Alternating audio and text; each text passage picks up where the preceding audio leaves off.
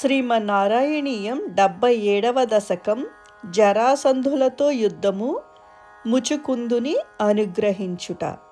సైరంధ్ర్యాస్తదనుచిరం స్మరాతురాయాః యాతో భూస్తులలితముద్దవేన సార్ధం ఆవాసం త్వదుపగమోత్సవం సదైవ ధ్యాయంత్యాః प्रतिदिनवाससज्जिकायाः उपगते त्वयि पूर्णमनोरथां प्रमदसम्भ्रमकम्पयोधरां विविधमाननमादधतीं मुदा रहसि तां रमयां च कृषे सुखम्.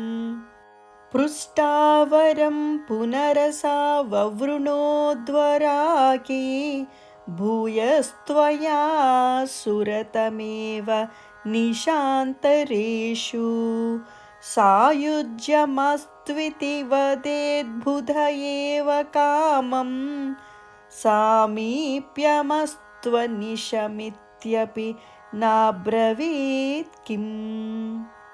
ततो भवान् देव निशासु कासुचिन् मृगीदृशं तां निभृतं विनोदयन् अदादुपश्लोक इति श्रुतं सुतं स नारदात् सात्वततन्त्रविद्भवौ. अक्रूरमन्दिरमितोऽथ बलोद्भवाभ्याम् अभ्यर्चितो बहुनुतो मुदितेन तेन येनं विसृज्य विपिनागतपाण्डवेय वृत्तं विवेदित तथा धृतराष्ट्रचेष्टां विघाताज्झामातुः परमसुहृदो भोजर्नृपतेः जरासन्धेरुन्धत्यनवधिरुषान्धेथ मथुरां रथाध्ये दुर्लभ्यैः कतिपयबलस्त्वं बलयुतः त्रयोविंशत्यक्षौहिणी तदुपनीतं समहृताः. बद्धं बलादथ बलेन बलोत्तरं त्वं भूयो बलोद्यमरसेन मुमोचिथैनं निःशेषदिग्जय समाहृत विश्वसैन्यात् कोऽन्यस्ततो हि बलपौरुषवांस्तदानीम्. भग्नः संलग्नहृदयोऽपि नृपैः प्रणुन्नो युद्धं त्वया व्यधित षोडश कृत्वा एवम्. अक्षौहिणी शिव शिवास्य जगन्थ विष्णो सम्भूय सैकनवतित्रिशतं तदानीम्. अष्टादशेस्य समरे समुपेयुषि त्वं दृष्ट्वा पुरोत यवनं यवनत्रिकोट्या त्वष्ट्राविधाप्य पुरमाशु पयोधि मध्ये तत्रातयोगबलतः स्वजनाननैषीः.